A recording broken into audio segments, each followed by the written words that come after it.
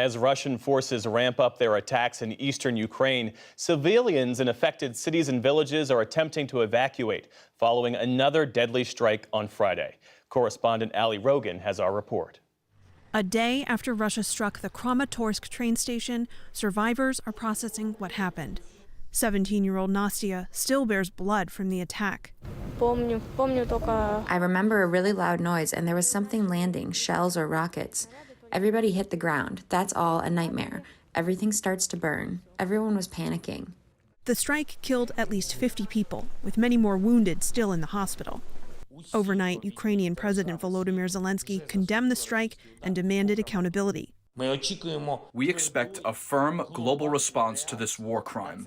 Like the massacre in Bucha, like many other Russian war crimes, the missile strike on Kramatorsk must be one of the charges at the tribunal. Residents of the Kyiv suburb of Bucha today returned to a city scarred by atrocity. We will never be able to forget this. What we have seen here, these pictures, will be carved into our minds for the rest of our lives. Despite the ongoing Russian attacks, civilians today continued evacuating eastern Ukraine. The Kramatorsk strike is part of a reported regroup of Russian troops. The Ukrainian military today said Moscow's forces are turning their guns to the city of Donetsk in the Donbas region. In the Donetsk direction, the enemy continues assault operations. And the Russian Defense Ministry claims its forces destroyed an ammunition depot at a Ukrainian airbase. But in an effort to show the capital is holding steady, President Zelensky met with both British Prime Minister Boris Johnson and Austrian Chancellor Karl Nehammer in Kyiv today. The last meeting we had was in Brussels. Do you remember? Yes, I remember. Good to see you. Good to see you.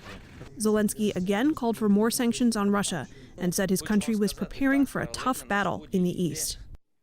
For more on the situation on the ground in Ukraine, Ali spoke with former Ukrainian Prime Minister Arseniy Yatsenyuk earlier today. Mr. Yatsenyuk, thank you so much for joining us. The world has been horrified by the images coming out of Bucha and Kramatorsk. President Zelensky, however, has said that other cities have suffered even worse atrocities. Have we not yet seen the worst of what Russia has done?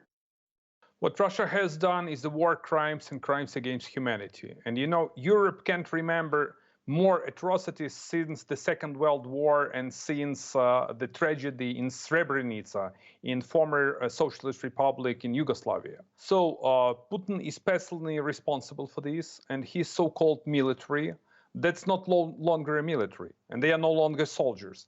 This is a barbaric army of just predators, inhumane predators who went after innocent Ukrainian people. They have to be brought to justice. U.S. officials have said recently that they believe the next phase of this conflict could go on for months or even years. Do you agree? No one knows. Look, preliminary, we had a number of estimations that Russian military is ready to take over Ukraine in just from 3 to 5 days. It didn't happen. Russia completely failed to reach its primary target, which is to seize capital of Ukraine, and which is actually to take over half of Ukraine. So very strong, durable, and courageous Ukrainian military stopped this barbaric Russian military.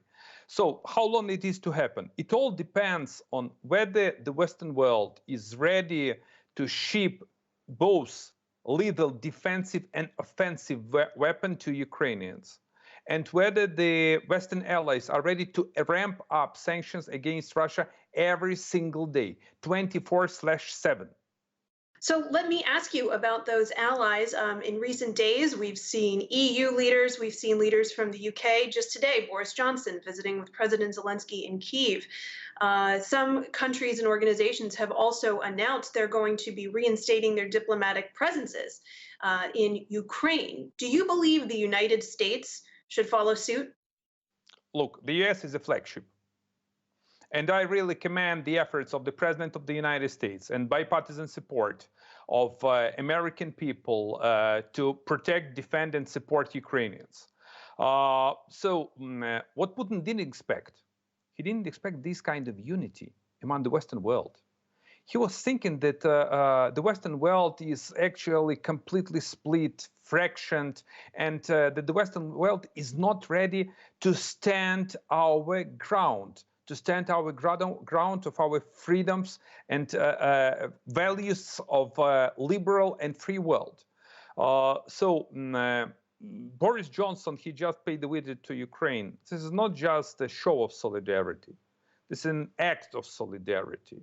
And let me once again reiterate that the unity of the Western world and very strong support of the United States is one of the key focal points of strong resilience of Ukrainian people and Ukrainian army.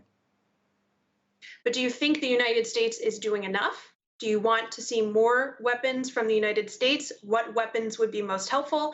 And again, should the United States be next to send a delegation to Kyiv? Well, as far as I remember, a few days ago, House Intelligence Committee sent a letter to the President of the United States with a comprehensive list of the defensive and offensive weapon which is needed for the Ukrainian military. And I strongly believe that after the US Senate passed already a Land-Lease Act, Ukraine will get everything that is needed for Ukrainian army to win this sacred and righteous war. Once again, the US is doing what is needed, but my appeal to the United States and to the entire Western world, please do more and please speed up this process. The most, I would say, challenging issue is sanctions. The US and our European allies have to impose secondary sanctions. And what we know for sure is Russia trying to evade sanctions, to circumvent sanctions, using different backdoors channel, including China. So it's important for the free world to press on China, India, and other states not to support Russian aggression and to be on the right side of the history. Former Ukrainian Prime Minister Arseniy Yatsenyuk, thank you so much. Thank you.